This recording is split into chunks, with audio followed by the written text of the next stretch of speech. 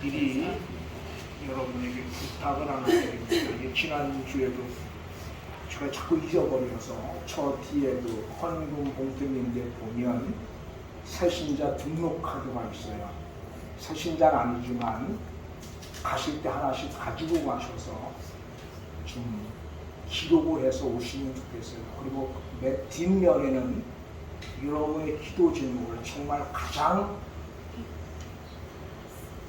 중요한 여러분의 기도 제목을 하나씩 적어서 주시면 제가 그거 매일 기도하려고 합니다. 그리고 이제 지금은 우리 식구들도 그렇지만 이사를 그동안 하고 그래서 주소들이 많이 변경되고 그래서 저 뒤에 등록 카드가 있으니까 가실 때 한 장씩 갖고 가셔서 다음 주에 오실 때 꼭 그렇게 좀 적어서 저를 주시면 좋겠습니다. 우리 말씀 함께 나누려고 생각을 합니다. 재밌는 이야기 하나 있어요. 저도 재밌는 이야기 별로 못하는 사람인데 재밌는 이야기 하나 하려고요. 아주 꽤 오래전 이야기겠죠. 어느 날에 전쟁이 일어나서 하여튼 그 싸울 만한 모든 남자들은 다 전쟁에 동원이 됐습니다. 그 중에 갓 결혼한 지 얼마 안 된 남편도 역시 전쟁에 동원이 됐어요. 그 부인이 얼마나 수치를 기다리겠습니까? 그러던 중에 남편으로부터 소식이 왔어요.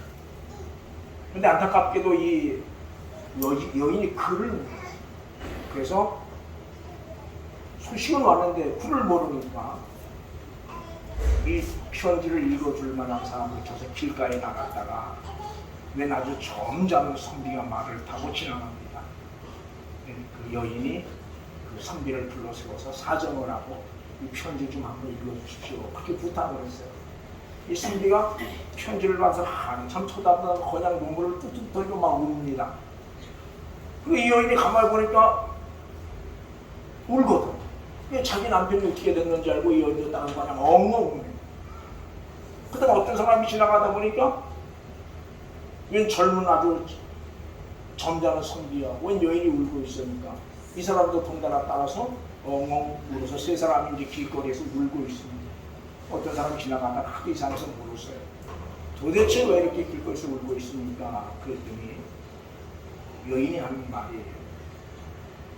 이렇게 해서 전쟁에 나간 우리 남편한테 편지가 왔는데 제가 글을 몰라서 이렇게 지나가는 선비 선생님한테 부탁을 했더니 선비 선생님은 글을 보고 울어서 난 우리 남편이 혹시 뭐 잘못됐는지 알고 온다 그랬어요. 그래서 그 선비한테 물었어요. 그리고 선생님 왜 우십니까? 제가 글을 몰라서 웁니다.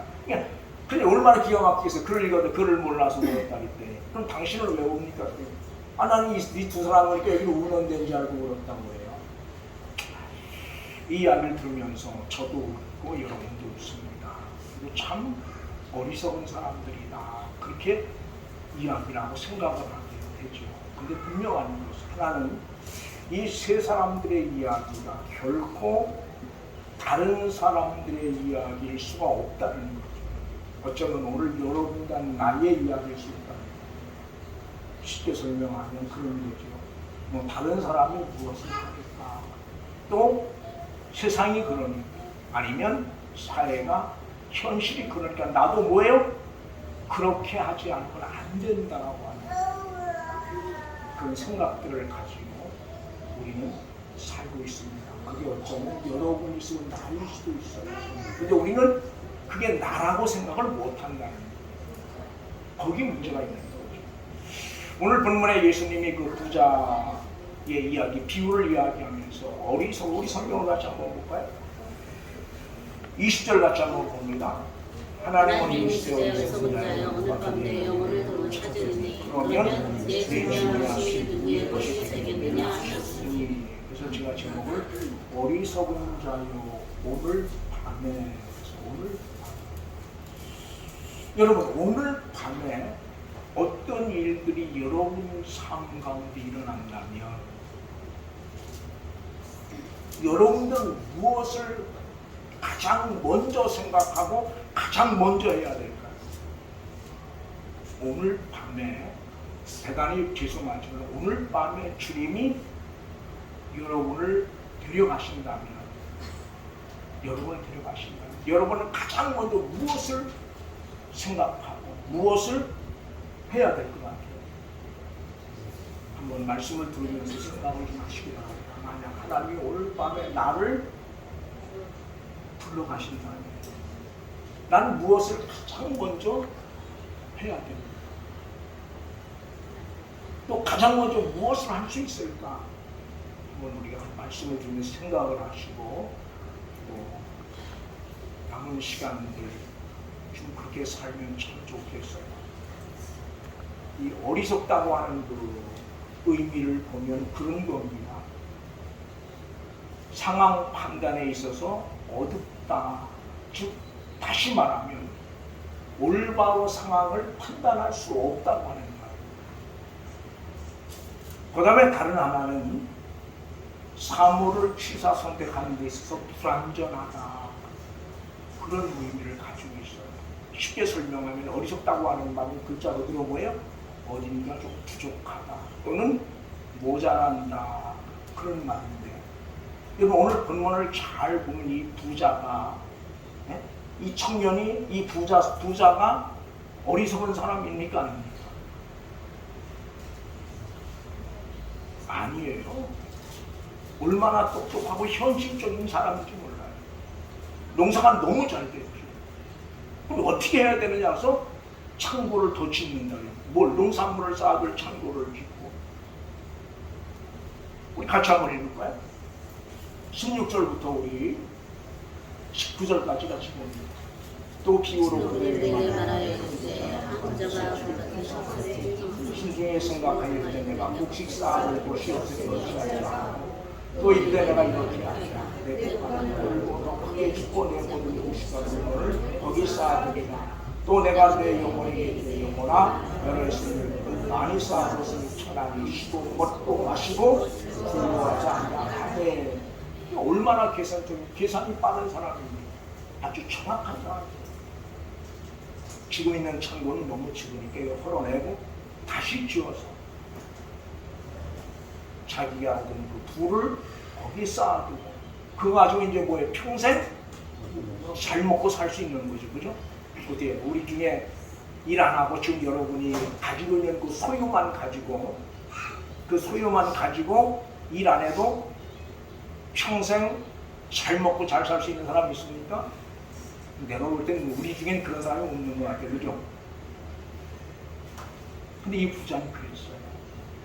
근데 문제는 이렇게 똑똑하고 현실적인 사람을 향해서 주님이 뭐라고 말합니까? 어리석다라고 말합니다. 여기 문제가 있는 거예요. 사람이 너 바보 같아. 너 왜 이렇게 모자라? 그렇게 말하면 별 문제 될 게 없어요. 왜 그게 사람이 하는 말입니까? 근데 문제는 그 주님이 그렇게 말씀하시면 문제가 되는 거죠. 그럼 오늘 주님은 오늘 여러분과 내게 어떻게 말씀하시겠는가라고 하는 거예요. 우리는 항상 다른 사람이 내게 뭐라고 이야기하느냐, 나를 향해서 뭐라고 이야기하느냐에 귀를 기울이기보다는 지금 주님이 이 시점에서 나를 향해서 뭐라고 말씀하고 있는가에 관심을 가져야 합니다. 지금 이 시점에서 주님이 내게 뭐라고 말씀하시는 것인가? 주님은 내게 뭐라고 말씀하고 있는가에 관심을 가져야 되는 거예요. 우리는 그렇지 못하다. 주님이 내게 뭐라고 말씀하시는가 보다는 사람들이 나를 향해서 뭐라고 이야기하는가에 더 많은 시간을 쏟아내고 있는 거죠. 그렇게 볼 때 이 어리석다고 하는 말은 결코 오늘 본문의 부자만을 향해서 이야기하고 있는 것은 아니라는 거예요. 그럼 도대체 이 부자가 왜 어리석으냐 그 말이에요. 누가 볼 때 어리석은 거야? 주님이 보실 때 어리석은 거야.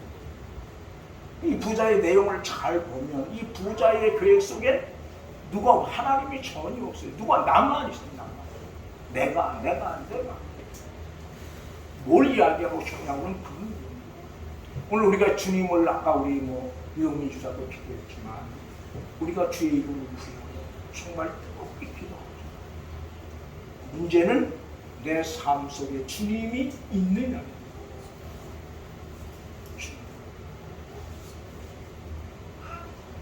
그때 여러분 삶 속에 주님이 계십니까? 내가 뭐냐고 그게 아니에요. 내가 주의 이름을 부르고 참 그게 좋아요. 내 삶 속에 주님이 있는 거야. 목사도 마찬가지야. 목사의 삶 속에 주님이 없으면 별 볼 일이 없고 내가 어떤 이야기를 했느냐 그게 중요합니다. 지금 내게 주어진 내 삶 속에 주님이 있는 거야. 근데 문제는 주님이 없는 삶을 살아가는 이들이 너무 많다는 거예요. 주님이 없는 삶을 살아가는 사람. 러시아에도 망명을 작한 솔제니친 그런 이야기를 했어요. 소련이 공산화된 이유를 이야기할 때 한마디로 하나님이 있는 것처럼 살아야 될 저들이 하나님이 없는 것처럼 살아야 됩니다. 러시아가 국교가 전교회가 그 러시아 국교거든요. 이제 우리나라의 뭐 청주교와 좀 비슷하고 약간 다른데 청주교와 비슷하다고 보거든요. 그게 국교인데.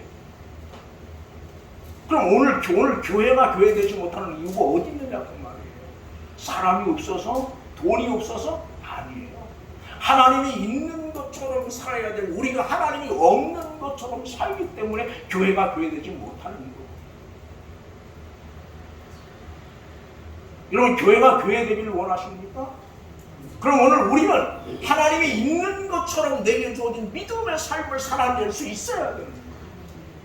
여러분 한 사람 한 사람이 하나님이 있는 것처럼 살아낼 때 오늘 여러분을 통해 교회는 교회됩니다. 목사도 역시 마찬가지죠. 설교를 아무리 잘하면 뭐합니까? 삶 속에 하나님이 없는데 하나님이 없는 것처럼 사는데 그 설교가 무슨 의미가 있어요? 기도를 아무리 많이 하면 뭐합니까? 삶 속에 하나님이 없는 것처럼 살고 있는데 그 기도는 의미가 없는 거예요. 그래서 우리의 삶을 좀 돌아보면 참 좋겠다. 정말 나는 내게 주어진 삶을 하나님이 있는 것처럼 살고 있는가? 아니면 하나님이 없는 것처럼 살고 있는 것은 아닙니다. 한번 우리의 삶을 좀 한번 돌아봤으면 참 좋겠어요. 그리고 남은 시간들 정말 하나님이 있는 것처럼 그래서 내게 주어진 삶을 살아낼 수 있다면 그런 나를 통해서 하나님은 영광을 받으실 것이고 그런 우리를 통해서 하나님은 교회를 세워갈 거다. 그런 그래서 우리 좀 그런 걸 좀 볼 수 있으면 참 좋겠어요. 저도 이제 작은 교회를 목회를 하죠. 누구든 아마 작은 교회를 목회하고 싶은 사람은 있지만 이제 작은 교회를 목회하면서 그런 부분이에요. 이제 제가 저를 보면 참 제가 잘못해서 교회가 수적으로 이렇게 된 것 아닌가 싶을 만큼 하나님의 많은 은혜를 베푸셨음에도 불구하고 제가 그 받은 은혜에 비해서는 삶이 너무 엉터리같이 살았죠. 그래서 이제 소망하는 것 하나 있다면 그런 거예요. 물론 교회가 수적으로 성장하고 그러면 좋겠지만 그보다 더 중요한 것은 내게 주어진 남은 삶을 살면서 정말 하나님이 있는 것처럼 내가 내게 주어진 믿음의 삶을 살 수만 있다면 더 이상 야고보서는 이렇게 말해요. 우리 성경 한번 볼까요? 야고보서 성경입니다.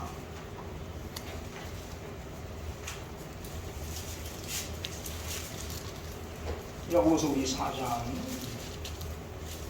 13절부터 14절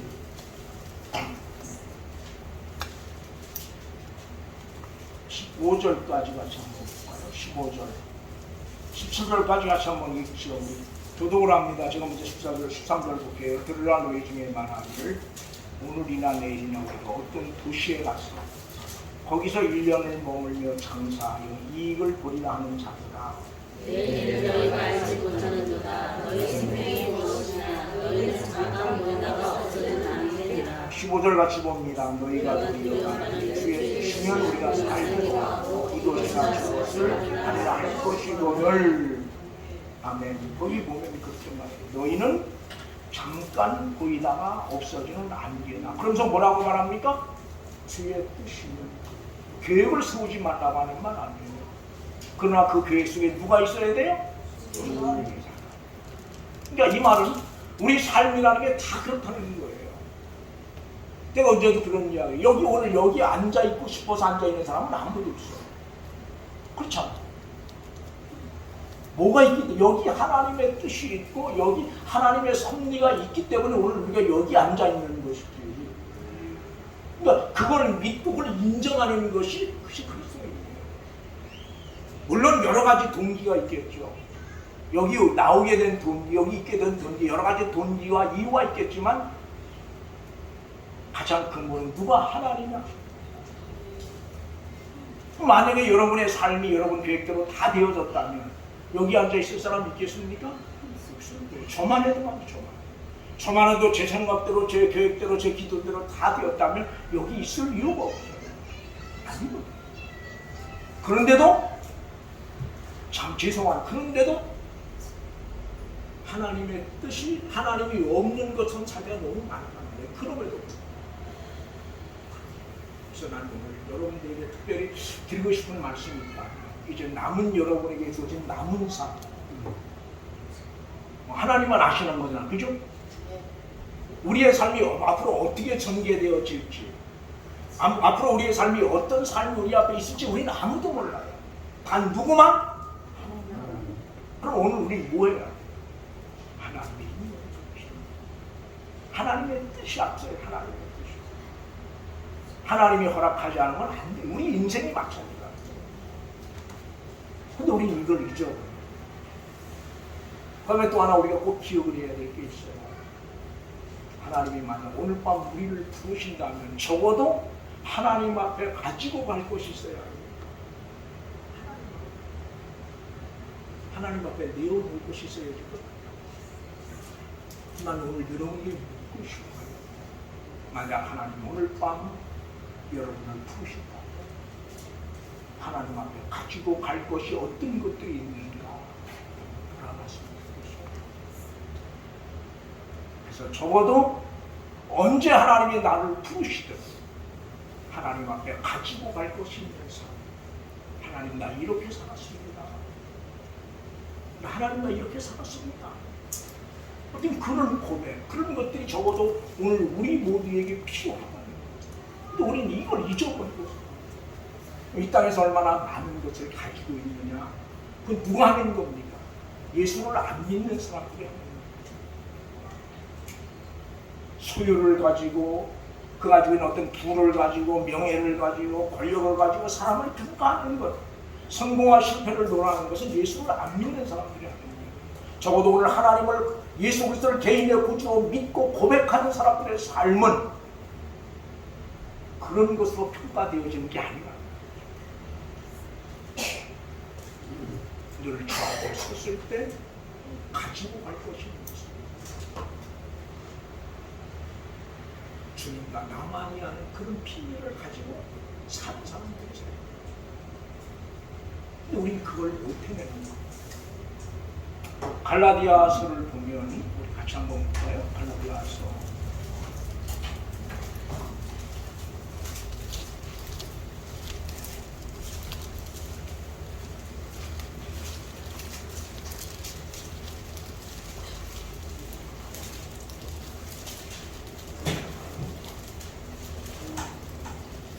갈라디아서 마지막 6장 17절 같이 봅니다. 17절 같이 있습니다.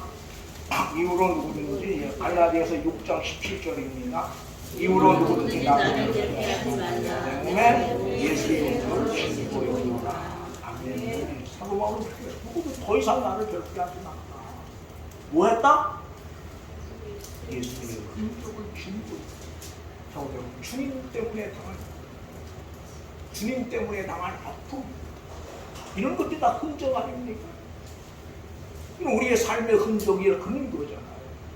예수 믿으면서 예수 믿는 것 때문에 당하는 노력, 예수 믿는 것 때문에 당하는 고통, 이런 게 다 뭐예요?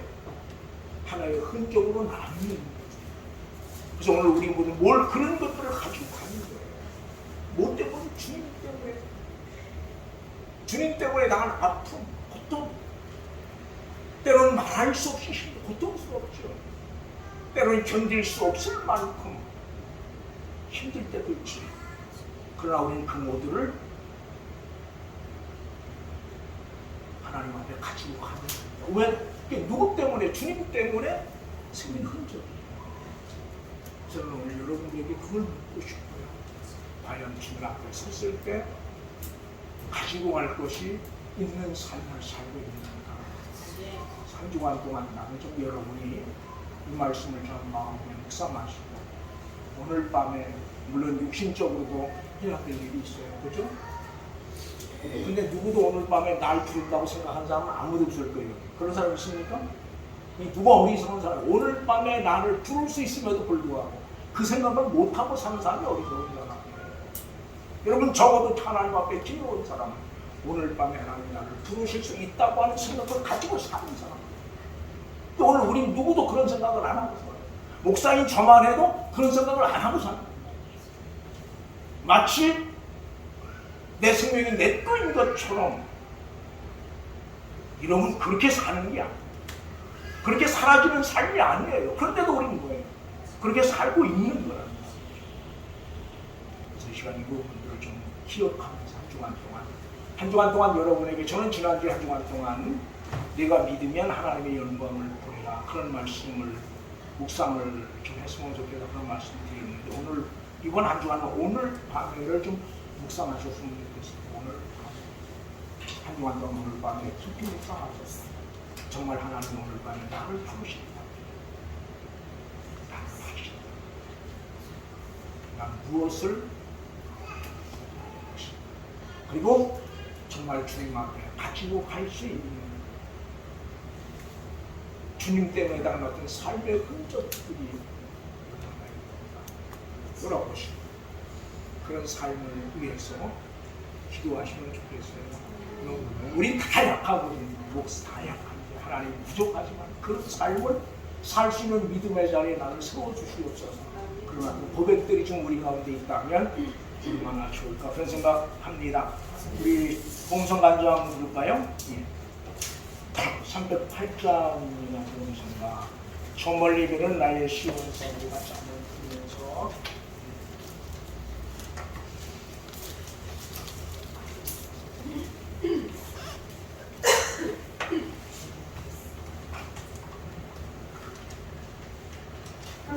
가사를 좀 깊이 생각하면서 보여주세요.